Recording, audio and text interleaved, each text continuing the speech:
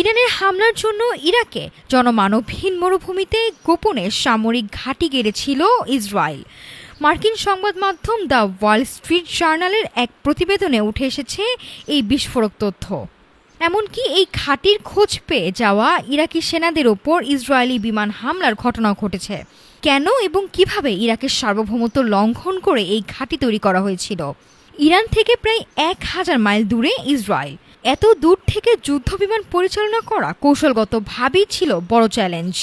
Wall Street journal বলছে, এই দূরত্ব কমাতে ইরাকের আনবার প্রদেশের আল নুখাইব এলাকায় একটি গোপন ঘাঁটি গড়ে তুলেছিল তেল আবিব। মূলত ইসরায়েলি বিমান বাহিনীর লজিস্টিক সাপোর্ট এবং জরুরি উদ্ধার কাজের কেন্দ্র হিসেবে ব্যবহৃত হতো এই স্থান। মার্চ মাসের শুরুতেই এক রাখালের দেয়া তথ্যে নড়েচড়ে বসে ইরাকি সেনাবাহিনী। হেলিকপ্টার সহ সন্দেহজনক গতিবিধি দেখে তল্লাশিতে নামে ইরাকের কাউন্টার টেরোরিজম ইউনিট। কিন্তু গোপন ঘাঁটিটি রক্ষা করতে মরিয়া ইসরায়েলি বাহিনী ইরাকি সেনাদের লক্ষ্য করে নির্বিচারে বিমান হামলা চালায়। এতে প্রাণ হারান ইরাকের এক সেনা সদস্য। প্রতিবেদনে আরও বলা হয় ইরানের ইস্পাহানের কাছে একটি মার্কিন F-15 বিমান বিধ্বস্ত হলে ইসরায়েলি সেনারা সেই উদ্ধার অভিযানে অংশ নিয়েছিল। যুক্তরাষ্ট্রের সুরক্ষায় তারা এখন বিমান হামলাও চালায়।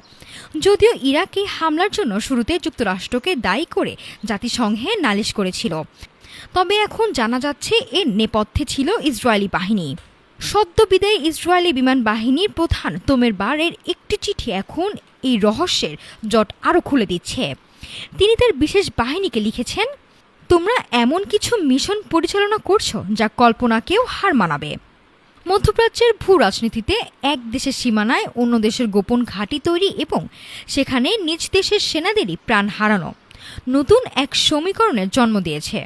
প্রশ্ন উঠেছে, সার্বভৌমত্ব রক্ষার দাবি করা ইরাক সরকার কেন এতদিন এই ইসরায়েলি ঘাঁটির বিষয়ে নীরব ছিল?